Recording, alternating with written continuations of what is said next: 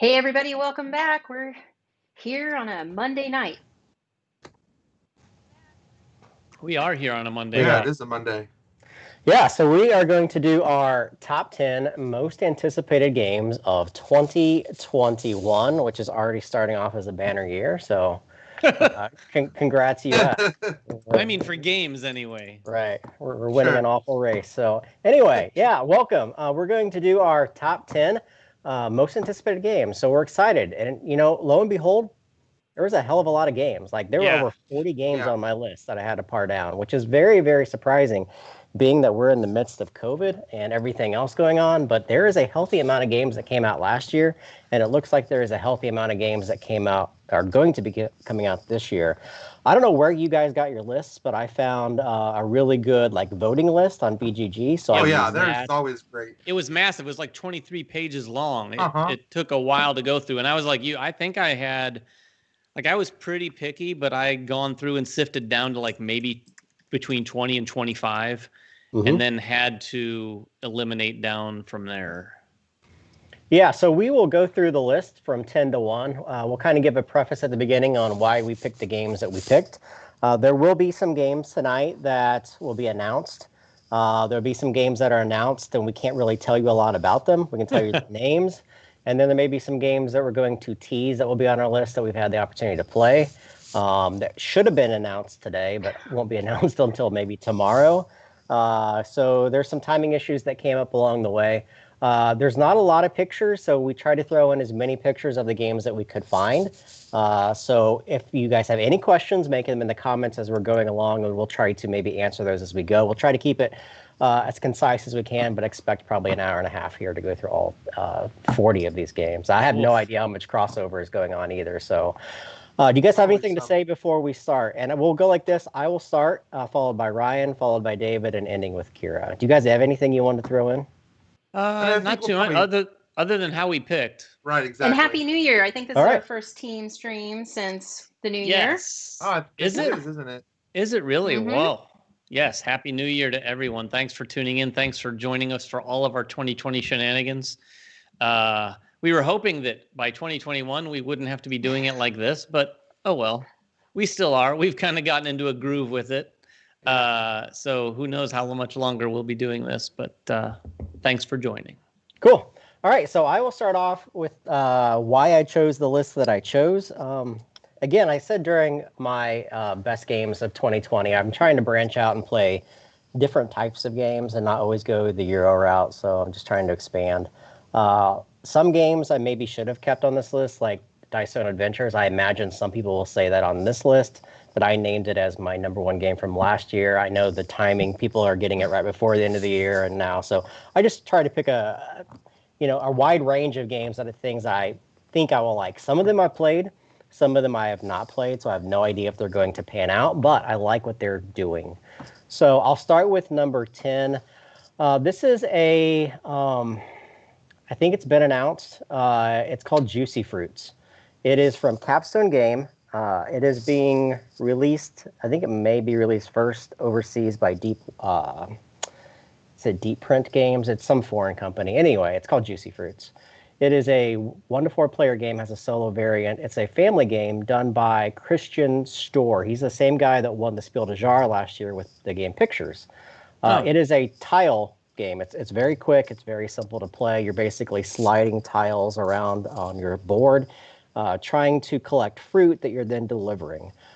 Very simple, and like most of their more complex games, there's a hidden depth. Plus, there's multiple modules that you can play with as well to add even more depth to the game.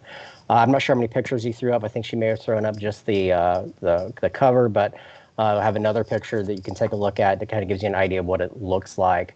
Very simple game. I'm excited for it because I'm starting to play more games with my wife that we can just get to the table and play through. And this is like 20 to 50 minutes. So it doesn't require us to have a huge amount of setup. It's got a small table space, but there's enough depth in there to really kind of do a lot of different things for us. So that's Juicy Fruits. That's what I got. Awesome. That sounds fun. Ryan? Sounds delicious, too. Right. I asked him, I said, is there a TM on that? Because the Juicy Fruit, he said they added this at the end, so they're safe. I chose mine a little bit like Jeremy did. I mean, I could easily have just named 10 great Euro games that I'm excited for. That could have been its own list. But I wanted a little bit of variety of like some different things I'm excited for. And then there are games that I already know that are going to come out that are going to be good. And that's just, that's just how it is. But then there are some games that I don't really know how they're going to play out. So those are the ones that I've kind of put on my list because I'm really excited to see if these games can live up to their potential. Oh, it says my mic is maybe having some just problems. A little hollow. But it might be a little hollow, but hopefully you guys can hear me okay. Yeah. Mic stuff is always fun or never fun. You know what? Let me try something. Let me work some magic. Whatever you did is good. That's way better. Don't touch a thing. Stop what you're doing and speak. All right. So without that being said, the first one I have that I'm really excited to see if this really works is called Beyond Humanity Colonies, which is coming out this year from Three-Headed Monster. This is quite the ambitious looking game. It is about building colonies on other planets, and I have a picture of this. All the pieces like connect as you're building out this colony, and it's got LED lighting, and the whole thing just looks really cool with a really cool presence, but it also links to an app. So it's integrated with this app, and it's a cooperative game where the app will give you challenges. The app will rate everything that's happening on your colony, and it kind of reminds me of that. I want to call it Das Boot, but I know that wasn't the name of it, where you all are taking different positions on a sub. And the app is going to kind of control all of that. Yeah, U-Boots. But what they're promising that sounds really cool is that you can actually compete with global challenges, and like your app can sync up with other players' apps around the world, and people can kind of be playing through the same missions, trying to keep their different colonies alive. So it sounds super, super ambitious. And if that works, this could be one of the first board games I've seen do anything like this. And so I'm very excited to see if it does actually play out the way that they say it does. So that is a bold game. I'm not seeing the pictures. I don't think any of us are. Maybe Kira is seeing the pictures that he shared, but that sounds kind of like a crazy game. It sounds pretty wild. So my number 10 isn't as crazy sounding as that, although you all might look at me for as crazy for picking it. But this is a game that I backed in early 2018. That's Street Fighter. Yes. Oh my gosh. Street Fighter, the miniatures game. And this may have even been on one of my earlier anticipated lists, wanting to see it finally come out. I do believe, based on their most recent updates, they have like production copies in hand that they like airship to themselves. And I think it's delivering this month overseas and maybe supposedly February in the United States and everywhere else. I'm very anxious for this, and I'm going to be honest.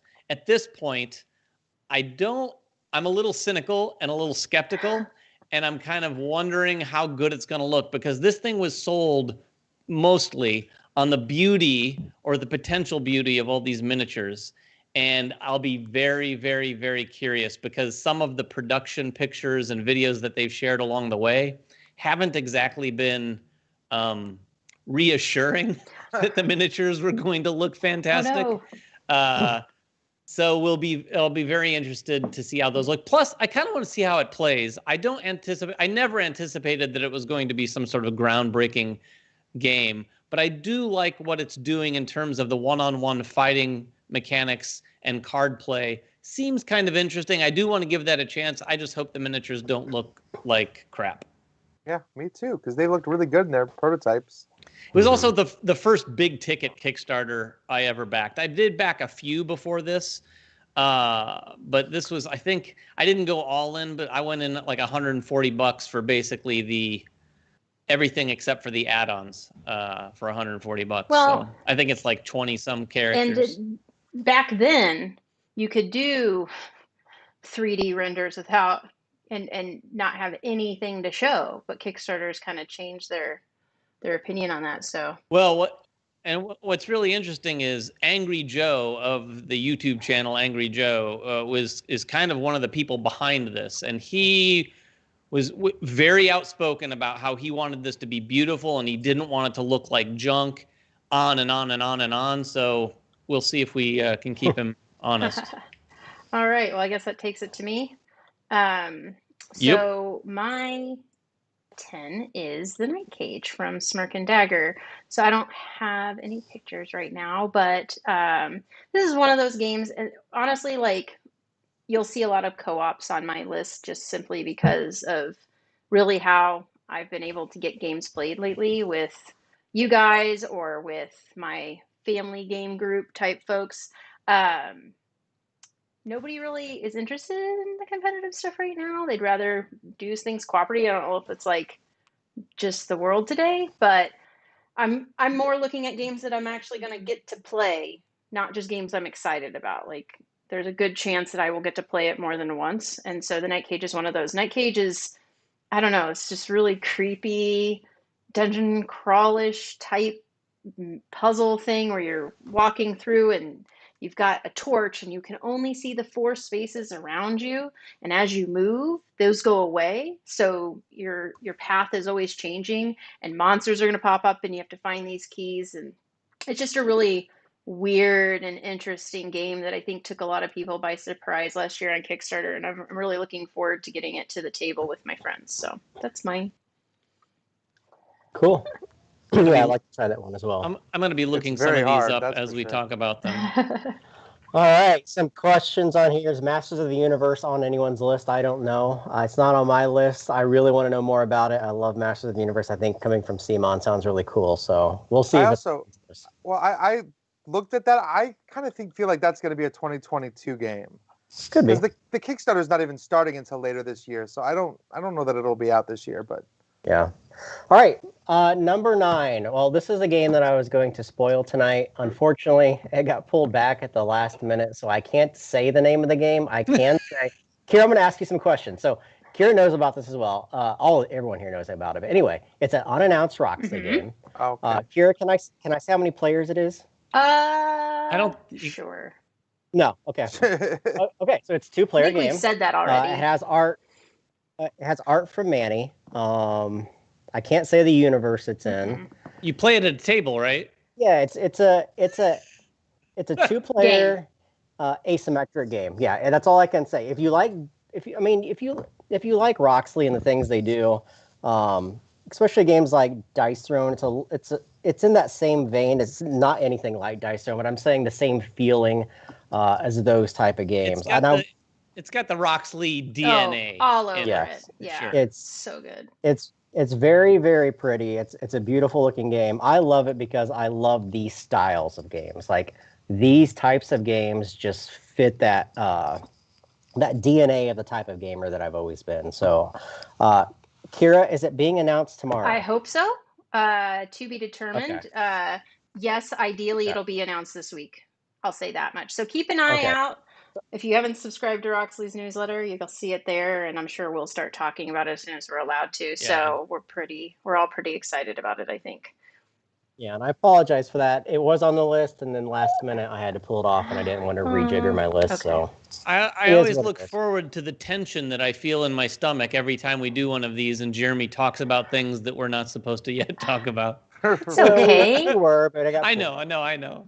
All right, so Ryan, your number 9. Yes, my number 9 would probably be higher on my list, but I have played it a bunch already, and this is Role Player Adventures. So we had a great experience playing through the content of Role Player Adventures that we had, and for some games that might have just been a satisfying amount of content, and I could just put it off. But when we got to the end of the little sample chapters that we had for Role Player Adventures, I was just ready to keep going. I mean, the world they've created in Role Player is so cool. The whole concept behind Role Player Adventures of taking your role player character into this game and playing through this narrative, and just the actual gameplay was just very satisfying. It definitely shares DNA with Role Player as far as rolling dice and the way you kind of build out your character. But they give you a really cool narrative. I mean, the storyline was very cool, and the amount of decisions that you get to make in that game was actually very surprising. I wasn't expecting the narrative to take that many different branching paths, basically, and with so many like secrets and little Easter eggs hidden in. So I am very excited for this to actually come out and for us to get to play it sometime here in 2021. Awesome. Cool. I guess that was one of the nice things about 2020 is that we do know a lot of games. I think there was a fair amount of games that were supposed to come out at some point towards the end of last year that have probably all been pushed for a variety of reasons due to Sure. COVID and everything. Yeah. My number 9 is a game that I think everyone learned about not too long ago, and we have a copy of it. It's sitting at Jeremy's house right now on his dining room table, and that's Stroganoff by Game Brewer. And I'll tell you, even though we have it, I haven't touched it. I haven't played it. I haven't even read the rules yet. But I'll tell you this. Sometimes you'll look at a game, particularly a Euro game. You'll look at the board. Jeremy has it set up with all the stuff on it. And there's lots of different tiles all over this thing. And there are so many things going on the board where you look at it and it just makes the mind start turning where you're like, whoa, I wonder what's going on here. There are tiles. Jeremy, correct me. You know more about the game than I do. There are tiles somewhere on the game board that looks like musical notes on a musical staff, right? Am I wrong about that? Yeah, basically. I mean, I don't know the whole story, but it has to do with the Russian Tsar, and they are using their Cossacks to conquer lands to the east or west. I can't remember where. Anyway, those songs are like the stories that you tell as you conquer lands. It looks very interesting. I've read the rules and I've set it up, and usually the way I learn rules is I set it up and then play through it as I go. It does look interesting. It looks very cool. Yeah. Plus, it's from I don't know if you Andreas Stedding. Yeah. So he did Hansa Teutonica and Gugong, which is not too shabby. Game Brewer's done a great job too with the games they brought out. The production values are going to be awesome. They're another one of those companies that are just they're not putting games out that aren't done really, really well. Yeah. So looking forward to that one. I don't know. It's got to be coming up pretty soon. I think we're going to have content for that, right? When the campaign launches in beginning of February. Yeah. Okay. Very cool. Cool. Ryan. Kira. Kira. Mine as well have been Ryan. I have the exact same one. So I also picked Role Player Adventures for the exact same reasons that Ryan is talking about. We had a really good time with it. I'm fairly new to Role Player to begin with. I'd only played it a couple of times prior to getting into Role Player Adventures, and I just love what it brought to the game and the potential I see playing it with my friends who have had a little bit of like a D&D experience before. I know it's not that, but it's, it's kind of like here you can kind of have this building a character vibe without all of the time and stuff that goes into that if you want, right? Like there's a lot of options there, and I just think they're going to really like it. So I'm really excited to get that one when it comes in. Cool. All right, so moving on to number 8. So my number 8 is another unannounced game. We're going to make the announcement right now.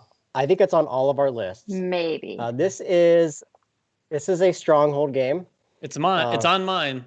Unless it's another Stronghold game that you're talking about. We were fully prepared again to fully blow this open today. We had the reins pulled on us a little bit, but we can show you the cover. David, you have the box? I do. Can you go grab the box? Or maybe you can show it. There you go. So this is Terraforming Mars, the card game. There's a lot of things we can't tell you about it. We can tell you it's a card game version of Terraforming Mars. And I can say it is very freaking good. Very good. It's in the same ilk as Terraforming Mars. I can't tell you how it plays or what it's doing.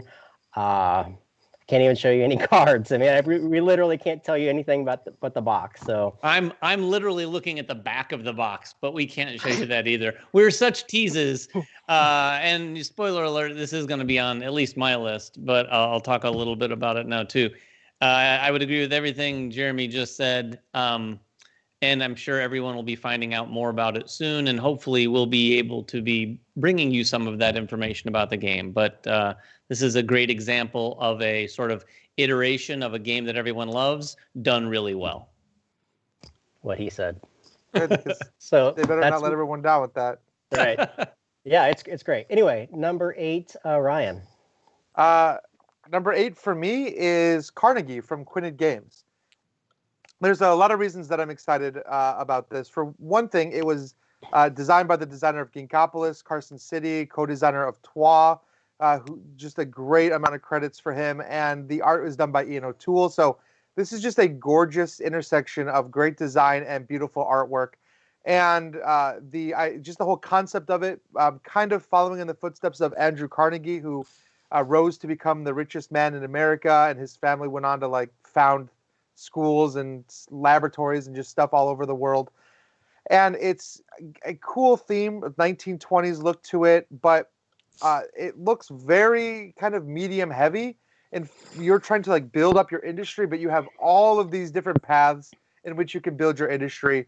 But what's really exciting or cool about it is the action mechanic. It's kind of like those games where one player gets to take an action and then everyone else at the table gets to do a version of that same action. And so you're kind of constantly always doing things. You're never actually just sitting there waiting. So, yeah, I haven't had a chance to actually play it yet. I know that there's versions of it floating out there, but I am really excited to get my hands on this one. I think that economic kind of heaviness is going to really appeal to me. Yeah, I don't know. It may be too heavy for me. I'm not sure. I don't know much about it, but it looks, if it's quinted, it's probably on the heavier side. Yeah, Sounds I'm hoping I so. would like. Yep. Well, right on. All right. David. All right. David. So before I do my number 8, I realized I didn't say how I came up with my list, and it's fitting for my number 8. If you've watched the channel, you'll know I'm a bit of an omni gamer. I like all sorts of different games. The heavier, maybe not as much, but I play some of those too. But what I've found in the last few years, particularly the last 2 years, there's games I played that I never really thought would have been in my wheelhouse. 2 years ago, or maybe a year and a half ago, when I started playing Death May Die, that became a game I really, really loved. Last year, introduced to Arkham Horror really in depth. So it's really started to define the different kinds of games I like. This next game is a solo game, which is something I've never really been into as a gamer. I'm not a big solo gamer, but when I saw this hit Kickstarter, it really, really impressed me, so I backed it. And that is Final Girl from Van Ryder Games. If you didn't see this Kickstarter, check it out. The trailer was enough to hook me, and I just had to have it. It's a really cool concept. I think it's based. It's Hostage Negotiator, right? That it's based on, kind of. I don't think it's the same, but I think it's maybe even a elevated version of that. Yeah, it's kind of a similar concept, but the idea of Final Girl is that you're playing sort of that quintessential final girl in a horror movie, and every scenario or every version of the game comes with like different big bads that you're trying to survive against. The artwork is fantastic, and I'm really looking forward to when that delivers. I'm not sure exactly when it is delivering, but I'm looking forward to that one for sure. Yeah, I ended up backing that because of that Kickstarter show we did. I remember that. It's really cool looking for sure. Mm-hmm.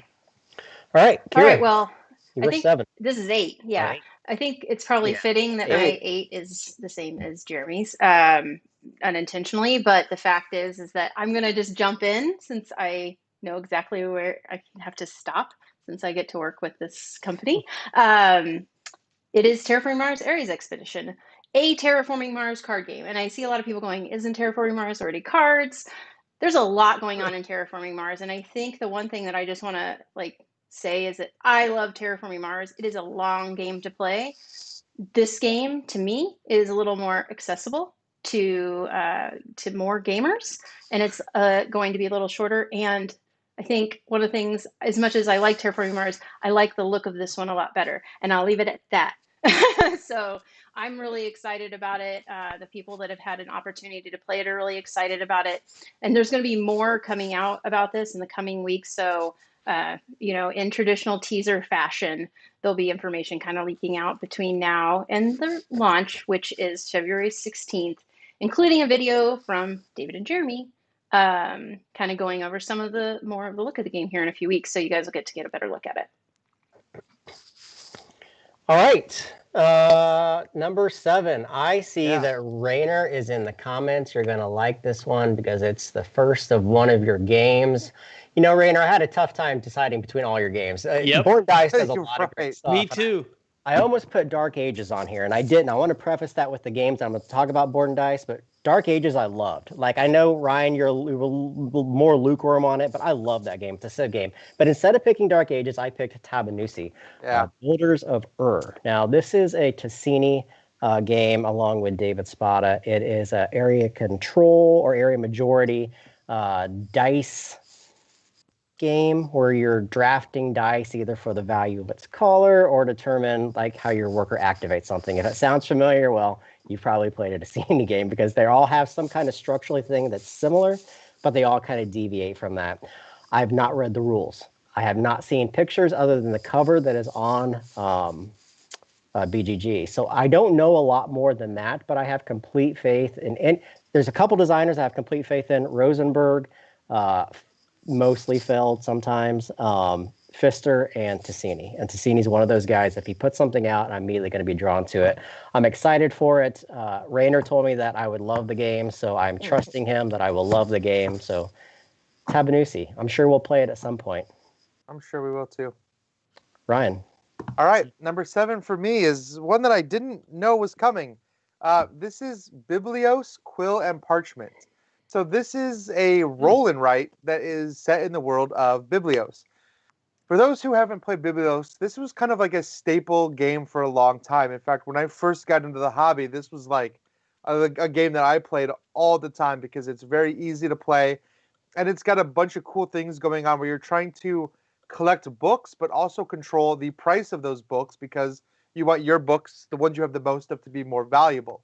Well, the roll and write kind of takes that same premise and makes it a roll and write, which I do love roll and writes, and I've talked about that a lot. Lately, now it seems like everyone has a roll and write, and they haven't all been great. Some of them are very hit and miss, but Steve Finn, the designer of Biblios, I mean, he's just a great designer, and Biblios was such a good game that I am very much willing to give this a chance, and I'm very excited to see how the nature of Biblios translates into this roll and write, because I don't know, it's just a great theme. I mean, I love books, so let's just play this as soon as we can. I've not played Biblios in a while, but I like it. Yeah, I don't think I will ever get tired of Biblios. I don't own it, but Ryan, like you just said, you don't get tired of it. There's a lot of people who consider Biblios a collection essential for sure. It's like one of those easy accessible games that you can always get out and use with new players. I played it once, like my first BGG con. And I don't even know if is it super easy to get still? Can like you walk into a store and find Biblios pretty well? Yeah, probably. Yeah, I might have to pick it up. it's worth it. So my number 7 is a card drafting game that was on Kickstarter. I can't even remember at this point. Sometime last year. This one's from Starling Games, and it is called Flourish. We had a chance to play the prototype of this thing, and I wouldn't say Flourish breaks any significant new ground for card drafting, but it does it in such a really cool way, and it gave me significant vibes. Even though it's more than 2 players, it gave me vibes of those Tides of games in terms of the drafting. Tides of Time and Tides of Madness from, who did those? Portal, I think. You know what? I don't Portal. know, but I think Portal. Portal. Those are 2-player drafting games, and it's one of those things where you're really studying what the people around you have and determining what you want to use to build your like sort of little grid or tableau in front of you.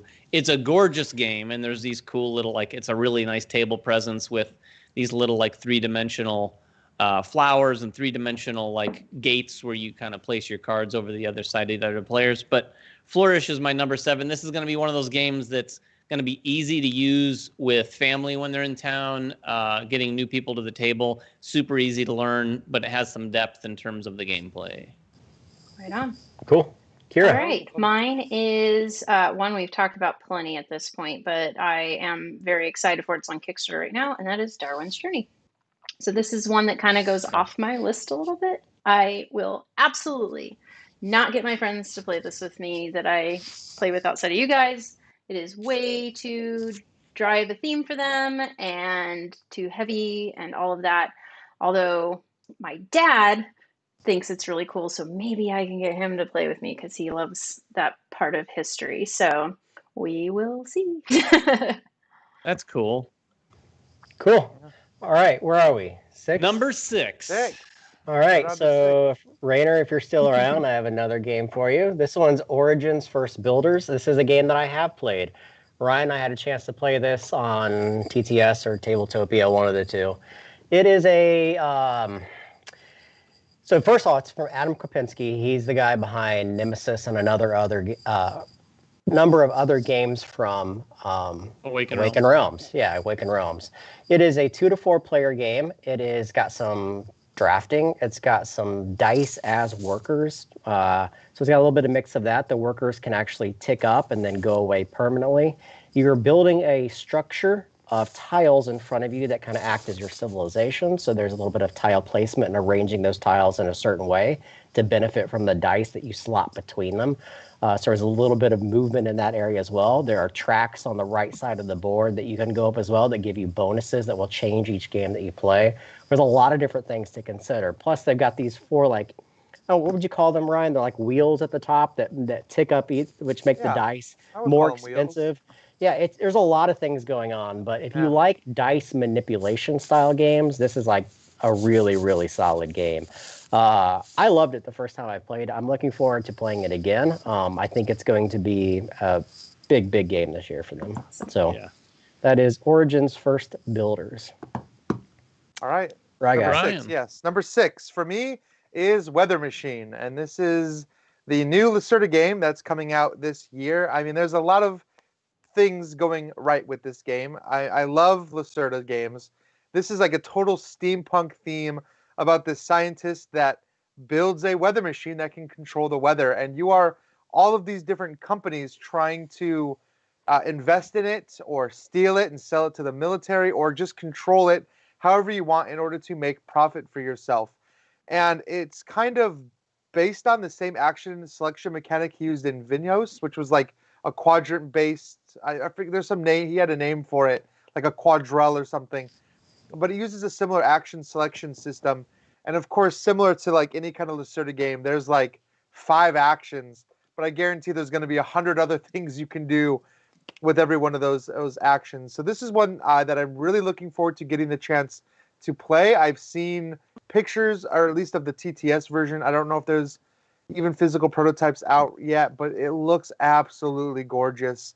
On Mars was one of my favorite games of last year, and I'm still loving On Mars. So I'm interested to see if Weather Machine can top that. We'll find out, I guess. Did you hear that he was inspired initially by the movie Cloudy with a Chance of Meatballs? To do Weather Machine? That's Yeah. so fun. No, I'm just kidding. I'm just I kidding. mean, that wouldn't surprise me. Who knows? Movie. Like, So designers much get fun. inspiration from the craziest things sometimes. That But is true. Lacerda doesn't strike me as a big like DreamWorks animation fan, but No. maybe I'm wrong. Perhaps.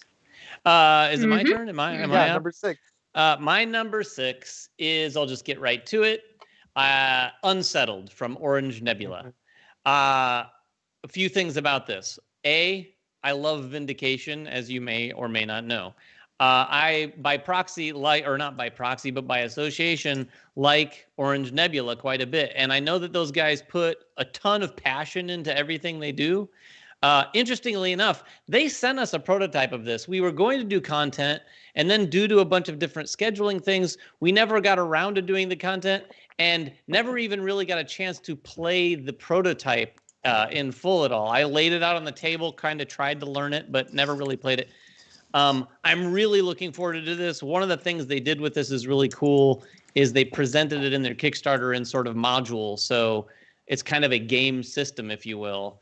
And each, you could get all sorts of add-ons, and the base game came with different planets to explore. So you can basically like pull out a planet and play that planet.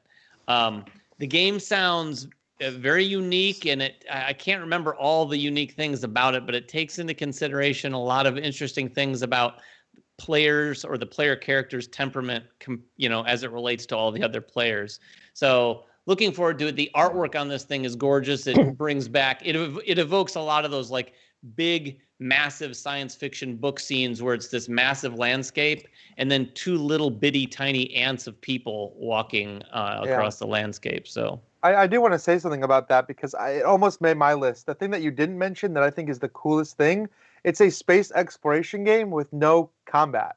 There's no enemies to fight. It's all about exploring, which I think is really neat. I mean, I'm really excited to see how that plays out. Yeah, I'm anxious to see how much it feels like it has a narrative. Like, I really like exploration, so I really hope that that comes through on that front for sure. Kira. All right, I've got this is 6, right? I've got Lost Ones on my list. Ryan and I played this on our live stream with Julie of Greenbrier Games. Or like, what was that, November? Maybe? I can't remember. This year is such It a wasn't blur. that Oh, long I think ago. it was early. It really wasn't Time's that long ago. irrelevant. I feel like it was a It was lot like earlier back than to that. back It's with Freedom 5. That's all I remember because they were back to That's back. right. Oh, So okay. it was probably October, November, December, probably October, November, not December. But it's just a I don't really, know. again, this is a cooperative game that has some really interesting decision making and discovery that you have to go through. It's a beautiful game. I'm sorry I don't have anything for it right now, but you can definitely quickly Google search that and look at the Kickstarter page to see. I actually just saw a post from Julie that she just kind of got done editing all of the rule book and the storybook. So that just tells me it's getting closer to being here, and I really liked what we got to play, and I really wanted to keep going, but we were out of time. So that's my number 6. All right. Go ahead. You weren't too far off, Kira. It was October There we 28th go. when you played Oh it. wow, look at that. Go me. That's much sooner than I thought. All right. We're halfway There you done. go. Yeah, yay. My number 5 is Clash of Cultures, the Monumental Edition. Yeah, I almost put that on my list. So did I. So I love Civilization games. I adore them. I love the idea they're going to bring this one back. I've played Clash of Cultures dozens of times, just like I played Civilization dozens of times. This is a huge, big box with everything, all the expansions in it, miniatures, die-cut boards. It's a Civ game. It's got tech trees. It is clashing just as you would think. This is a no-holds-barred type of game. I cannot wait for this game. It's coming from WizKids. This could have easily been my number 1 game coming out. Just like, I don't think it's any secret now, there's going to be a Nations re-release at some point, which will also have a nice deluxe version of it in the future. But I don't think that's until 2022. So that's not a big secret. Anyway, Clash of Cultures. Cannot wait for this game. Super excited. It is going to be expensive. So beware. Yeah. All right. Yeah, I can't remember who I asked. Once upon a time, I asked someone, "What's the best Civilization game?" It wasn't you, Jeremy, because I don't know that you would list Clash of Cultures as number 1. But whoever I asked, I remember saying without question, flat out, Clash of Cultures, their favorite I've never played it. Civilization game. I'm very excited to play it with this new version. Mm-hmm. All right, number 5. So number 5 for me is called the Emerald Flame. And this is one that was on Kickstarter last year that I actually don't know a ton about by design, because this is a tabletop puzzle game. And it's kind of like those, like Escape Room or Unlocks, or just like any kind of puzzle game. But what really sets this one aside is, first of all, how absolutely beautiful this one looks. And I actually have a picture of this and some of the components that come with it. But it's got maps and props, and you're going to be pouring over all of these like incredibly detailed items and components that just all look gorgeous. And like, I don't know how difficult the puzzle is going to be, or how much of a narrative there is, because it's supposedly like a narrative puzzle. But I'm very excited to find out, because I really like solving puzzles and puzzle games. And I think like this kind of reminds me of those ones that where you can like order them and they show up at your house, and there's always like the murder mystery boxes and stuff. But this looks like one, and that is easily accessible, and I'm very excited to get, and hopefully doesn't stump me too hard. We'll see. Oh my gosh. Yeah, I was just looking at pictures of it. Jeremy, are you looking at it? I've seen it, yeah. It looks yeah. absolutely gorgeous. I mean, Yeah, the cool. components look top notch. It does look exactly like those ones that are advertised on like wherever, Facebook, where you like send in and spend $200 Right. and it comes with all sorts of craziness inside the box. All right, my number 5 has been mentioned twice now. and that is Terraforming Mars Ares Expedition, right, Kira? That's the name. This is the card game, and like Kira said earlier, it is a Terraforming Mars card game, and like she said, people are saying, "Well, what's that?" Well, unlike them, I'm going to blow the doors up. No, I'm just kidding. I'm not saying sharing anything. We can't. We'd be killed. But we did have a chance to play the prototype a while ago. And full disclosure, as Kira mentioned, as you probably know by now, Kira works with a lot of the companies. She works with them. This has no bearing on what we like, what we look forward to. We'd be crazy if we knew about this game and didn't put it on our most anticipated list. So we are very much looking forward to this. The only thing I'll add is some of the designers on it are people who live near us and people who we respect. And really happy to see that they were able to work with the Terraforming Mars crew and put this game together. It looks really, really cool, and it is a beautiful looking little game. Yeah, it's Nick and Sydney together with Jacob, so putting that one together. And I think, Sydney's a budding, amazing designer and developer, and Nick's been around for a while, and he's awesome too. So it's just another great game coming from them, and I'm excited for everybody to get to check it out. And Jacob is no slouch. Yeah, he's not bad. He's not bad. I mean, we all know that. People know him, right? I want to make sure everybody knows these other two because they're awesome. So anyway, all right. My number 5 has also been mentioned, and I still can't talk about it. And that is the Roxley to be announced game, which I love. It's so good. I'm gonna give everyone a guess. Of the 4 of us, which 2 have played said Roxley game? I haven't even really seen it. I know. I'm sorry. I haven't seen you since I got it. I saw Jeremy and Kira playing it. Yeah. It is good. It's just so cool. I can't wait for everybody to see the production on this one because, the Roxley team and Gavin in particular always do an amazing job with this stuff. But I don't know. This one's like a whole new level. I'm just really excited about it. So it is super slick. It better be. It better be, he says. All right. Right. Number 4. I'm sure some of you guys have heard of this game. So Kira and I went to Essen. Obviously, it wasn't Essen last year, but 2 years ago we went to Essen, and we got pulled aside from a gentleman named Friedman. And he wasn't Friedman Freeze. He was a different Friedman. This guy is Friedman Findesine. Anyway, he pulled us aside and he says, I want you guys to see a game. I think it'll be up your alley. It's called Cantaloop, and it's coming out on Friday. It's book 1 of 3 books. This one's called Breaking into Prison. I'm telling you guys, this game is badass. Like, I loved it, and I played the prelude to it. It's as close as you're going to get to a adventure game like Leisure Suit Larry or Day of the Tentacle in a board game form. It's coming from Lookout Games, our Asmodee here. It's got art from Clemens Franz. And it is a cooperative game, but you really probably could play it solo. It's anywhere from, the first edition is going to be out on Friday. It's 8 to 12 hours to get through. The whole 3-part trilogy is going to take about 30 hours. So it's an open world, non-linear style puzzle. There's no abstract puzzles in it. It's just basically like a point-and-click adventure. And you're going through trying to make this guy who was in prison right the wrongs of something that had happened. I'm not going to spoil any of the story, but it's got a bunch of secrets in it. It's got a bunch of dialogue in it. It's got a book that opens with a bunch of little like tuck boxes in there and other mysteries that I don't even dare show you guys. But I love this game, and I love the idea of this type of game coming out Friday. You totally Go get it. kept that one for me. I had no idea. I am excited. That would have been on my list for sure. That is awesome. It comes out this Friday? This Friday. Cantaloop. That's kind of crazy. I have a question for you though, and I know you can't share too much about the game, but does it have a serious tone or does it have a lighthearted, fun tone? Humor all day long. Okay. It's all about funny responses and how you react to stuff. There's always he prided himself on making sure there's always a puzzle that you can figure out so you're never stuck in the game. And there is a hint section in the game as well if you do get stuck, but it's just a lot of fun. Like, it's one of those games. It reminds me of Dragonholt, Legacy of Dragonholt, where you can sit on the couch and just have a fun time on a Saturday afternoon, just by yourself. Cool. Because that's what we're doing anyway. So.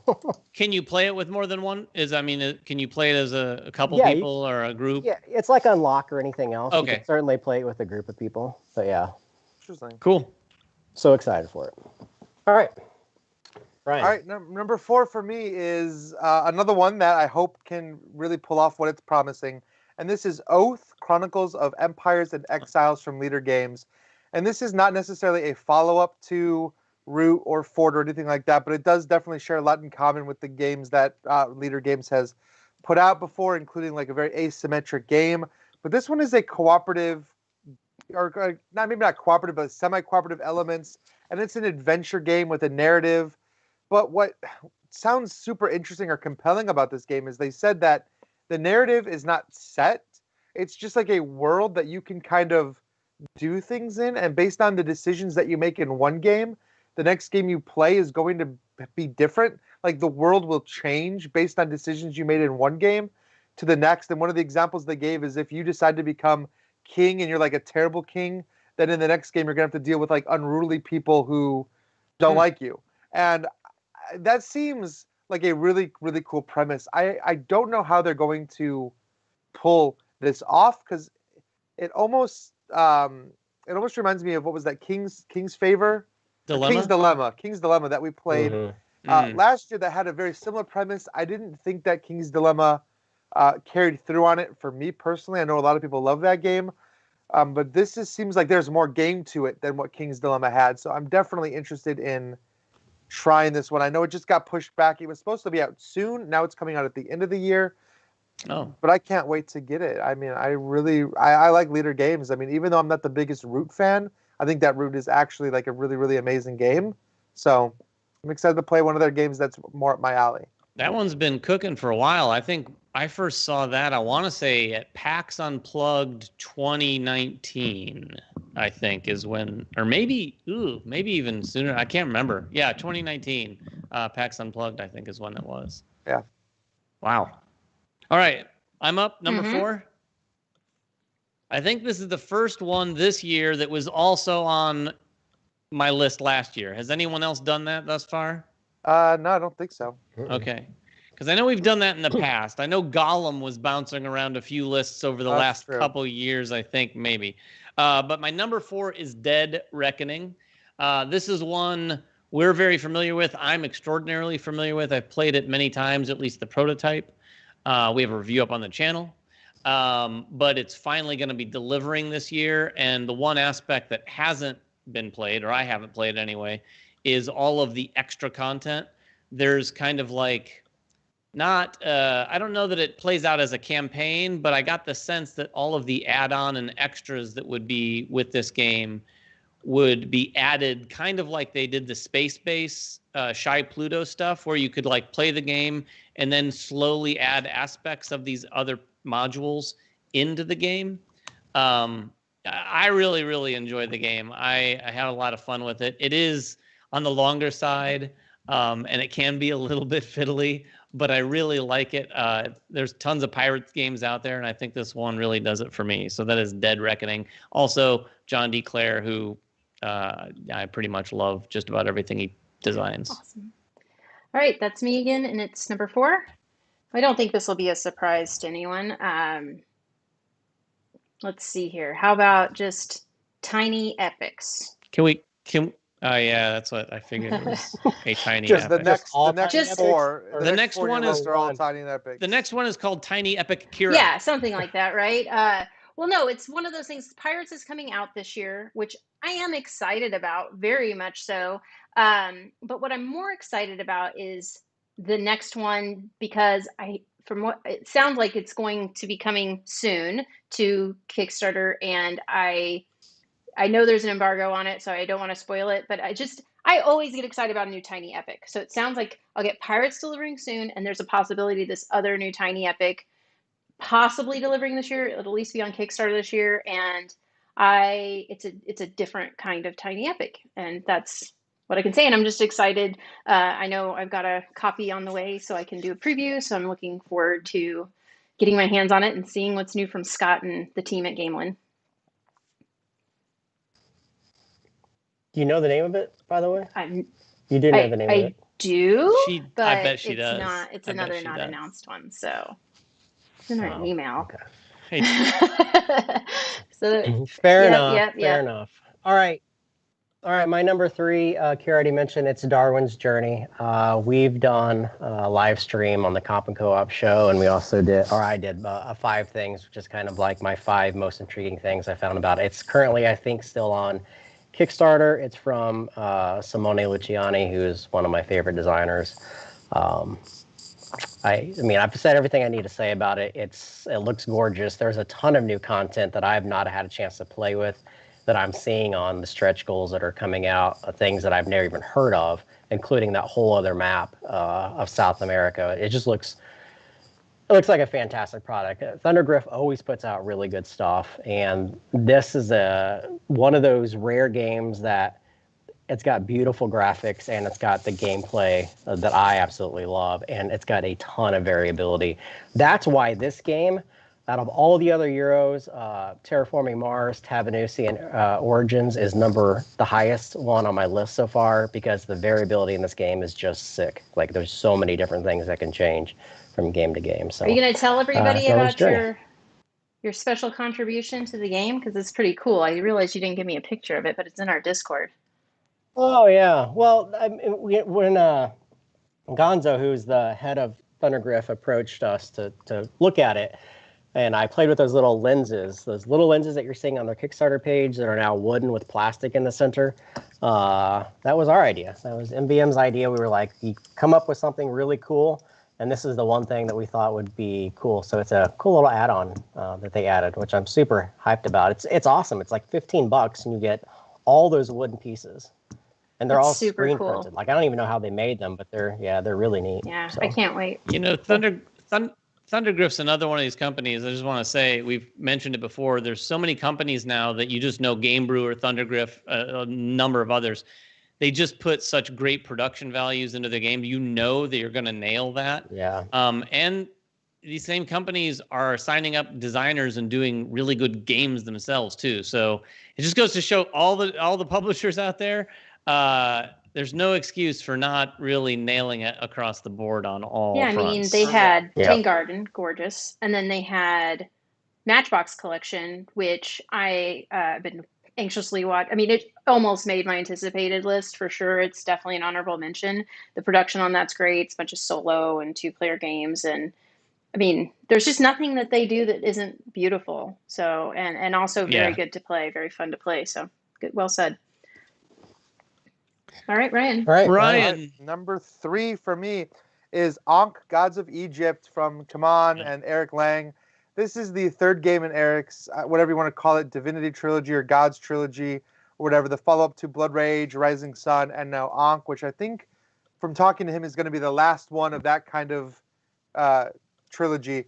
And I'm really excited about it. I mean, I love the Egyptian theme and the Egyptian mythology here. I spent a lot of time with Assassin's Creed Origins, and so, like, I'm just really excited about coming back to that kind of world. Plus, the game is very cool. I mean, it's not the same as Blood Rage, and it's not the same as Rising Sun. It definitely has its own feel, and it plays it its own way. And there's a lot that reminds me of those games. There's a little bit that reminds me of Kemet going on here, and there's a little bit that reminds me of, like, tile placement games almost. I know it's changed a lot since I've seen it, which was at Gen Con, 2019 was when I saw it last. 2020 just kind of was a blur. So I know, right? That's crazy. But it should be coming out sometime soon. So I am excited to get my hands on that final prototype, or final copy, not just the prototype, because the minis for this game look amazing, and the art and graphic design, everything just looks great. And yeah, I mean, if it's half as good as Rising Sun, I'll still love it. Yeah, that one almost made my list as well. And the only reason it didn't is for some of the reasons I mentioned earlier. But we've gotten to watch the evolution of this one.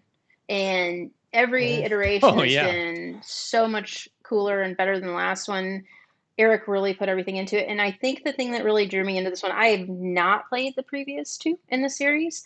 And he actually said this might be good for me, because I'm not going to try and play it like Blood Rage or Rising Sun, because it is unique in its own right. And I don't know, I found it just to be an incredible game. So I think that's a good pick, Ryan. All right. David. Cool. David. All right, number 3, to continue the list of publishers who are really knocking it out of the park production-wise, and this is a game I really loved. We did some content on it and how to play. It's Wonderland's War from Skybound Games. I kind of thought that this, I don't know if it was originally going to deliver sooner than now, but I'm pretty sure it's delivering sometime in 2021. And I do know that the game has undergone some changes since even we played it and did our how to play. So our how to play is probably now a kind of how to play. It was outdated but I still pretty encourage fast. you to watch it. But I mean, it's still, the game is really, really cool. It's got a bag building element. And not everyone might agree with this, but I think I said it then and I'll say it again now. It feels like elements of Quacks of Quedlinburg mixed with a game along the lines of a Rising Sun or a big map area control type game that's being driven by that bag building with some push your luck where you're like pulling tokens out of a bag and hoping for the best. A lot of tension, and it's gorgeous, and the setting is awesome. And even though it's not from Roxley, it has some beautiful, beautiful artwork from our friend Manny. So I'm really looking forward to this one for sure. That was so close to my list. I've played that game so many times now because we got to be such a close part of development that I think it's going to be one of the great games this year. I'm excited to see the final. But yeah, we've gotten to play that game a ton, which is one of the privileges, I guess, of doing this. But yeah, it's a good game. Yeah, I'm looking forward to seeing that box. I mean, I have the Tidal Blades box on my kitchen table right now, and with what they were able to achieve with that, when you open that thing, I'm hoping when I open Wonderland's War, it's going to give you that same vibe of just like, wow. Is it going to be that same size box? Do you know? I don't know. Well, if you look I at the don't think it Kickstarter needs to be page, that it's a big. square, but it's super deep because they've got, if it sticks to how it looks on the Kickstarter page, it's more of a square than a long rectangle. That is a big box. That's maybe one critique I'd give of Tidal Blades is that box is kind of I got a crazy. whole weird shelf back here for boxes like that because there's been a slew of them over the last few years. Long and crazy, strange size boxes. They don't fit on a calyx. I just finished punching the Tricarion Infinity box. Oh my gosh, that box is huge. Which this thing, I mean, it's ridiculously huge. I don't know where I'm going to put it. I don't know what I'm going to do with it, but it becomes a piece of decoration in your house when it's that size. I'll put it on a column somewhere. Can Oliver fit in Probably. that? You could at least sit in it. All right, Kira, you're up. Number 3. All right, so this is another one that Jeremy and I saw a couple of years ago at Essen that I couldn't get over it. It was just such a great game. The booth presence was amazing, which is what drew us in, and that is Ella and Something Shiny. I did get the opportunity to do a preview of this and play through the first chapter. I thought I was getting the second chapter to check out, but it never arrived, so I'm just sitting here waiting for the Kickstarter and watching the updates, which it sounds like everything's moving along for, I think, delivery in late Q1, early Q2, if I'm not mistaken, which I think is when Wonderland's War is coming too. So I got a lot of good stuff. This is a game that can be played solo, or you could play it with your kids or with your spouse or someone. It is a kind of game that you don't have to play alone, but it is essentially a solo game. But it's almost like a storybook, right? You're a little bunny, you're going on an adventure, you have to make some decisions, and those decisions are going to impact your game throughout the rest of the game and through the rest of the chapters of the game. And it's very beautiful. And I went all in. I got the plushies and all that junk. Sure, the nieces and nephews will be excited for those. So that's mine. All right. Number 2. We are 2 away. Ooh, getting into it. So my number 2 is been expected for a while. It's Golem. I hope it comes out in 2021. I don't know. It is. I think it will. It would have been on my list too, but I felt like they need to sort of make sure we know that it's actually coming out. I know. So Ryan and I had a chance to play this a couple months ago with Simone. It's from Simone Brasini and Gigli, I think is the last name. It is another one of the Italian designer group games. It is very similar in structure to Grand Austria Hotel. Correct, Ryan? Is that right? Grand Austria Hotel? Yeah, it shares a similar dice mechanic of Yep. roll the dice, take the action however many times as there are Yep. dice there. However, it is mechanically far more in depth. So this is a far heavier game, I think, than Grand Austria Hotel. There's a lot of moving parts to it and a lot of things that are going on. In fact, it was so difficult for us to kind of pick it up because, of course, Simone is Italian, so his English is kind of difficult. And Plus, TTS. Yeah, and TTS. So we kind of got a gist of what's going on. But the idea is it's based off a legend that golems were used by a rabbi in order to build the city. However, they can go out of control. So you're trying to control the golem in a way that it's beneficial to you, but also you have to restrain them at times, which also can hurt you. So you're constantly got this give and take that you're constantly going through. It's got action drafting. It's kind of set collection. There's a lot of things going on in it. I don't know when it's going to be done. It didn't feel like when we played it several months ago, I think it was late summer, early fall, that it was done yet. I think they were still tweaking it at that point. So I would expect probably Gen Con or Essen at the earliest. It was very close. Is that the one you guys played when, Jeremy, you were over at Ryan's on separate computers? Okay. Yeah. Yeah. So yeah, it's I don't even know. I can't even tell you guys if the 17 images that are on BGG are actually the final images, because I think that was going through changes as well. So wow, we'll see. Yeah, but I enjoyed it. I mean, I love his games, and I'm sure I will like this game. Well, let's just keep talking about Golem, because my number 2 is also Golem. There you go. And for all the same reasons that Jeremy said, there is one thing I do want to talk about, which is Golem versus Grand Austria Hotel. I think what I really liked about Golem is while it does have that same action selection mechanic, I felt like there was way more combos for opportunities in Golem. And you have the little tableau in front of you that's your different aspects of like controlling the Golem, doing magic, and then like upgrading your rabbi. And you can upgrade these boards so that when you take certain actions, they just become better and better over the course of the game, which is a really cool idea. And like Jeremy already said, you have like moving the Golem through the city, and you have to keep your rabbi with the Golem, or the Golem will get out of control. So there's just a lot you have to consider compared to Grand Austria. And I thought a lot about Golem versus Darwin's Journey, which I know we all enjoyed Darwin's Journey. Jeremy, you love Darwin's Journey. For me, the reason I picked Golem is I just feel like, personally, I just like that the dice drafting aspect of Golem so much better. I mean, that's one of my favorite mechanics, and I'm very excited to see what Golem looks like. They told us when we played that it was getting close to being finalized, but who knows? I mean, you're right. The artwork might have changed, the mechanics might have changed, but I'm very excited to play it either way. Yeah, and Jinwei asked why I have Golem higher than Darwin's. The only reason is because I'm curious. I know what Darwin's is. I don't know all the different stretch goals that, like the pirate ship and all these things that Darwin's is adding. I have no idea what any of that stuff does. I love Darwin's, but I'm very curious about Golem. I liked what we played. I don't think we got the perfect teach, and I don't think the game was final yet. So if it plays anything like Grand Austria Hotel, which it does at this point, I'm sure I'm going to like it. So that's why it's higher than Darwin's for me. Yeah, and I think that's important to remember. Like, that's one of the things that factored into my list is there's some games I'm really anticipating, and in part, it's because I don't have any experience with it, and I just have high expectations and high hopes for it. Yeah. So that definitely plays a role. Is it my turn? Am I up for number 2? My number 2, unless you guys have seen my list, and I know Kira has, I don't think anyone's even going to know what this one is. I do. I do know what it is. But I saw it. Did you play it? I didn't play it, but I honestly forgot about it, but I am familiar with it. You want to want me to show a picture while you're talking about it? Yeah, this one is called Block and Key. It's from Inside Up Games. Yeah.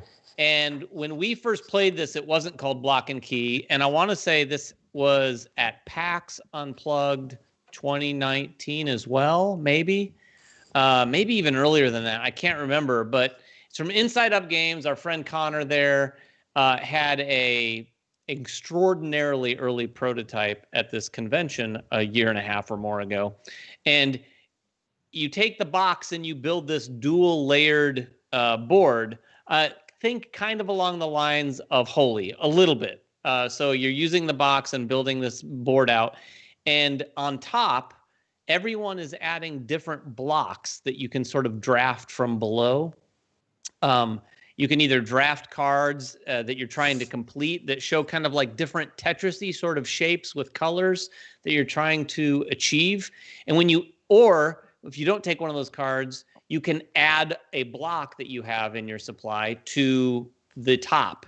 And the cool thing is, as you add blocks, the person who's sitting to your right is looking at all these blocks from a different perspective. They are trying to complete their cards, their objective cards, from their perspective at the block. So everyone's around the table, and this is one of those games where you have to or you don't have to, but it's a perfect stand at a tall table and play, because you're kind of getting down at eye level, looking at the blocks and going, and then someone before you might place a block and you're like, oh, thank you. That's exactly what I needed to complete this card. This game, I think, is going to be a real surprise for a lot of people.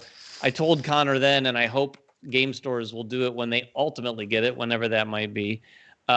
This is a game that if it's put up and people are allowed to demo it, it will do really well. And they've applied an incredibly cool sort of cartoony Indiana Jones theme to it that I'm really digging. So more on this soon. I followed up with him just the other day to check to see if it was going to be 2021. He's crossing his fingers and saying yes.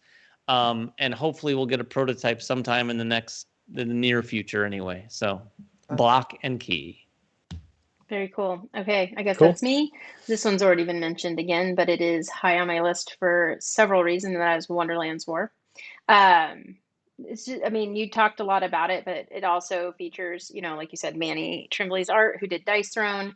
I don't know. I did get a lot, but I'm anticipating it because there's things that have changed since we got to play it last, and it had just been constantly moving. I remember when we first saw it, and then the next time we saw it, all the changes and work that they put into this game to make it what it is today. And I love Alice in Wonderland as a theme on top of it. And I think it all bleeds through really nicely with that production that's coming. So I can't wait to see how those changes impact the gameplay. And this is one that because of the theme alone, I know I can get my friends to play, and I think they're going to love it. So that's me. Yeah, Cool. I can't wait. All right, we are on to our number ones. Oh boy. Is it Golden Girls Clue again this year, Jeremy, for you? No, it's not. This No? is a game that I don't think anyone or very few people have heard about. I have two pictures for it. It is called My Father's Work. Oh, yeah. It is a brand new game coming out from Renegade Games. This is kind of an announcement here. I've read the rules to it. Dave and I heard about this game 4 years ago, maybe 3.5 years ago when we were at Gamma. It is from TC Petty. There's the cover of it right there. It is okay, so the idea behind it is it takes place in like Romania. You are you're a man who is working on all these machinations, trying to create things, kind of an inventor, but kind of a Frankenstein type person. You're a mad scientist. And it takes place over 3 generations. Each generation is 3 rounds. So it's about a 2-hour game. It's a competitive game in which you are creating these experiments, and then you die off at the first of that generation. And all the things that have happened will pass on to your new generation of people. The experiments and the resources that were lost to time, and only what's chronicled in this journey or this journal will be passed on. At the end of each one of these generations, you have a storybook that will kind of tell you how to set up that new generation. But also there's scenarios that you can play as well. This is an expansive game. Like, there is an app that's going to help run some of the storybook structures of it. And this is an in-depth app. Like, there is a lot of dialogue in this thing. So it's going to kind of give you a different game every time that you play it. It looks really, really, really interesting. And it's one of those games I've read through the rules, but this is just a Word document. So until I start seeing like the board set up on all these different things and how they all kind of structurally work together, I'm unsure about structurally how the game will work. But I'm super excited about the premise. I know it's been a long time working for him, and I'm excited. I think this is going to be on Kickstarter if everything falls into place sometime in March or April. but we're not 100% sure. It should be around then. But yeah. Yeah. And that logo for my father's work is not going to be the final one, but the cover is final. So things change, Oh, right? excited. That's the whole. That's the thing. Until it's done, Things it's do not change. done. Yeah. So Cool. all right, Ryan. All right. My number one, this will probably come as no surprise to Jeremy, is Origins First Builders from Board and Dice. When we played this on TTS, just something about the theme and the gameplay and the way it all looked and came together just instantly hit me. And I even said right after we played, I said, this could end up being one of my top 10 of all time. I mean, I really, really liked it. I love dice drafting games, as I just said a few minutes ago. And the way this game does dice drafting, where your dice get kind of better as you go, but then they have to retire when they get up to like 6. Yeah. There's this huge level of strategy and timing of like, do you want to get a die when it's cheap and small, but you have to like invest time building it up before you can really take those actions? Or do you want to go straight for those 6s, use them one time, and then retire them? Of course, retiring dice gives you bonuses. There's tracks to go up. There's variable constellation cards to compete over that give you benefits. There are those little like rondelles Jeremy mentioned, which are like spaceships basically that are going to change which dice can be used, and everything about this game is kind of variable. There's a lot of different things that can change out from game to game, so you're always going to be coming with a different experience. Plus, the theme is just really cool, and the artwork is very cool. The graphic design of the game, it came together for me just in a really satisfying way. Sometimes you just get to play a game and it clicks with you instantly, and you say, "This is it." And we only got to play over TTS, but it was still a really smooth experience. And I imagine that playing it on the table is going to be even smoother. And so I absolutely cannot wait to add this one to my collection. Yeah, it's a real fresh-looking design. Like there's a lot of whites and a lot of colors involved in it, which is kind of unique for a lot of board and dice games because a lot of them have that, few shades of tan going on. So it reminds me a lot of like Assassin's Creed, like when you get the future side of the it, sci-fi side of Assassin's Creed, which that kind of speaks to me. Well, I'm not going to hesitate. My number one is also Origins First Builders from Board and Dice. Like Jeremy said earlier, my first list had 3 games from Board and Dice on it. In fact, so did mine.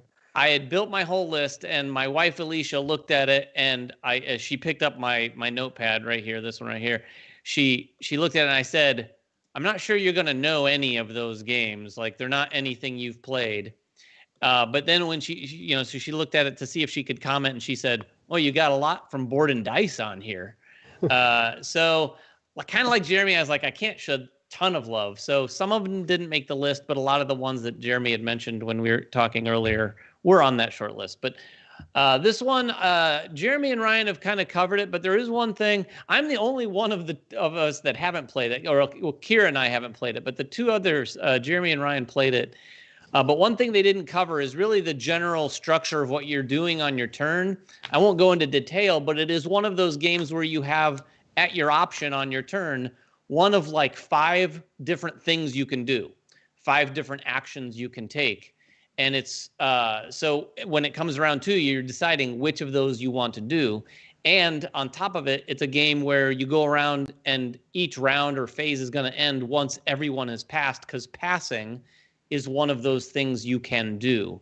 I like games like that because it usually, and guys, correct me if I'm wrong, usually that lends itself or results in a game where you have to milk as much out of your round as possible, right? Where someone might have finished and you keep going and you keep doing stuff, and people at the table are like, how do you continue to keep doing stuff? I feel like I've failed in my efficiencies. Is that kind of how it works? Well, Ryan kind of nailed the whole dice efficiency thing. Like there are times in the game where you have 5 dice and the other player has 2. And that's because you've taken those 5s and 6s and you've only had 1 or 2 rounds with them. So they have to retire. So you spend those next rounds getting dice. So there is a delicate balance in that game. Not to mention that the dice that you get, you have to be able to place them on those motherships, because if you don't have the right numbers to go in those areas, then they're just kind of stuck doing nothing. So There's an ebb and flow to the game where the person that can manage those dice in the best ways is going to be able to extend their turns out and to do more things or have just more flexibility in the game. Because there was a time in that game when I was killing, like I was just killing, and then the next round I had one die, and I was like, oh well, crap, now I'm kind of screwed. So, yeah. Yeah, that's awesome. Like I said, I haven't played it. I'm really looking forward to it. I actually talked to Rainer today. I think I'm going to get a game of it with him and a couple other people on Thursday or Friday of this week on Tabletopia or wherever they have it set up. But yeah, really looking forward to it. That's my number one. Kira, all right. You want to wrap things up? Yeah, I mean, I don't think this is a surprise. I've been basically saying it because Jeremy made it his most of last year. It is my most anticipated, and yeah, I know I've played it. We just played it on the live stream. We're just over halfway through, and that's Dyson Adventures and Season 1 Rerolled. I have been looking forward to this for so long, and it's just now hitting in the US. So it is a 2021 game as far as I'm concerned. And what I'm really excited about, and my anticipation is for, is not what we're playing right now, but when I play it again on a harder level and opening up those legacy packs and all that fun stuff. Not to mention, I have been one of the loudest people saying I really wanted to see season 1 and the season 2 style for many, many years. And I was like, how can I figure out a way to make the boards I have now match and all this kind of stuff? Plus, they gave us 2 new heroes, which I played a little bit of the Ninja, and I played several times the Truant back at PAX Unplugged last year. And or not last year, 2 years ago now. What is time? Anyway, it's just, I love Dice Run. It's my favorite game easily, and I can play it with anyone. And Dice Run Adventures is going. I mean, I can play. I know not everybody will play something like this over and over, but like I'm excited for the difficulty challenge and the new content that's going to come out, and really getting to see all the different minions and all the different loot that come out of the game. And I don't know, it's a lot of fun to play, and there's so much more to explore. So that's why it's at the top of my list. So Kira, when you're playing that in the future and you naturally come across our minion card, you're gonna have. We did. Oh, you did already? And you suck, David. David sucks. Oh, what? You are terrible. Yeah. So how does it work? Is it like 4 horsemen type thing? Yeah, each of us have our own abilities, and you have to you have to put a token over one of our faces when you do 10 damage. So maybe you're turned off, but Ryan and me and Kira are still going. Oh, it's ridiculously difficult. Anyway, we have about 12 minutes before we get to 9. That'll make the hour and a half mark. I know we don't want to extend it too long, but do you guys have any honorable mentions? Anything that was just really, really close? Not a ton game, but maybe 1 or 2 games that didn't make the list? I do for sure, and I want to address this because people keep bringing it up in the comments. Both of these games. I had 2 that were on my most anticipated list for 2021 that were originally going to come out in 2021, and that was Waste Knight 2nd Edition and Perseverance Castaway Chronicles. I had both of those on my 2020 list. I did not want to just put them back on my 2021 list again, but yes, I am still anticipating both of those releases. Perseverance should be coming out soon. I got my shipping. I think I got either my shipping notification or my confirmation. I don't know, something, but it should be out soon. So that's really great. And Jeremy Howard was talking about Waste Knight 2nd Edition, which looks great. And then one more quick honorable mention. We all love Marvel Champions. I don't want to bog down every list I ever make with Marvel Champions content, but the Galaxy's Most Wanted box set is coming out this year. And of course, I'm super excited for that as well. So those are my honorable ones. Cool. Kira, what you got? Yeah, I would say, and it's only just because we've talked about them so much, they kind of fell off my radar, and I lost the excitement for them until we just brought them up. So that's the only reason they didn't make my list. But that's like Arceus or Arceus. I know I'm probably saying it wrong. Mm-hmm. Gosh, we saw that a long time ago. It's a good game. It's really good. Very good. And so it's definitely right there on the cusp. And I mentioned a couple as we went throughout that that you guys had on your list. But see, the other one that is just a fun game. I mean, I actually got rid of its predecessor because I'd rather play this one, and that's Namiji, I think is how you say it. The new Takedo or whatever. The one that's, it's a little. It's less of a peaceful journey, and so I really like it for that. And if I really want the peaceful journey, I'll just go play the app. So that would be the other one. I've got a few, just three. I'll name them really quickly. One of them is Nemesis Lockdown. This is sort of the follow-up to Nemesis. I really liked, Jeremy and I had a chance to play this online with the crew there, and it adds some really cool things with the different levels and the lights going off and the power going down. And I am a fan of Nemesis. Nemesis is probably one of the first really sort of dice rolling thematic games that I ended up kind of really taking to. Next one is Hamburg. This one's from Queen Games, and it is a re-implementation of Bruges. Bruges, unlike a lot of people, I love Bruges. Bruges is one of my favorite Feld games. One of the big criticisms is that it's random with the way the draws are on the decks. That's one big difference they've made. The decks that you're drawing off of, they actually have divided by color, so you have a lot more control over the cards you're getting. Huge. I mean, it will be huge. I'm actually interested to see how significant. I mean, that's going to be a big difference in that game for sure and how it plays. But I'm sure more people will like it. And then there's this one I just saw the other day, and it's on that BGG list. I have no idea what it is, and it's Ultimate Railroads, and it looks to be a new edition of Russian Railroads, probably with all the things. I think it's like a box set, like of all of the stuff, but I don't know when that is. That supposed to be coming out this year? It was on that list, and it was just the only information. It's not on BGG other than that list, and the only information out there was some sort of social media post that had like a Carcassonne box that looked deluxe in shadow, and then an Ultimate Railroads box that was kind of in shadow. So if it's everything from the originals plus maybe some new stuff, I might be interested. But it was worth a mention. Awesome. What about you, Jeremy? Yeah, so I've got a lot of backed projects on Kickstarter. I'm still waiting for Grand Austria Hotel, the deluxe edition. I've only played one of the 5 modules, so Grand Austria Hotel is a game that will never leave my collection, so I'm excited for that. Also, I'm waiting on Kemet, the new edition of Kemet, Hell, Trudvang, like all these big box games. But probably the ones probably the ones I'm most excited for that were really close to making my list are Seventh Citadel. I really enjoy the differences that is that has over Seventh Continent. There's enough changes in there to make it feel or to address the issues that Seventh Continent had. So I'm excited for that. Zapotec, which is another board and dice game. I think it's coming out before Tabannusi. Looks really cool. I know I mentioned Dark Ages, but I'll mention again, I love Civ games.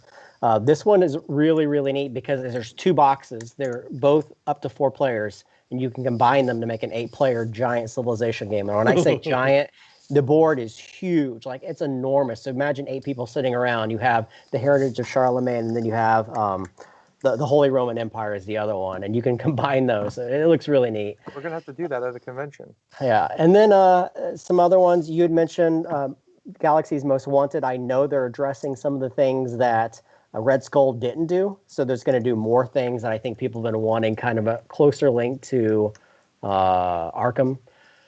And then Descent. I'm curious, if anything, about what Descent is going to change and bring. I'm excited that it uses an app now. It did before, but it's going to use it more purposefully now. It's designed from the ground up. Plus, it's got those 3D elements, which I think are really neat. I've never been a huge fan of Descent, but I am very, very curious about what this is going to do. And last one is Vanguard, ISS Vanguard. Covered it. I like most all the stuff they've done. I'm a fan of Ether Fields, although some people aren't. I think it's a great game. I like Tainted Grail. I'm excited to get the second part of the pledge, and I'm sure I'm going to like ISS Vanguard. So anyway, that is our list. Make sure you guys make comments below to let us know what your top 10 lists are. Any games that you think we may have missed along the way. I'd love to hear what you think. Let us know also if you think conventions will come back in 2021 or if we're doomed to live in an America that has everyone stuck in their homes forever. So anyway, thanks for watching, guys. Please stay safe. And we will see you guys on Chit Chat next Thursday. This Thursday. And we'll talk to you guys later. Bye-bye.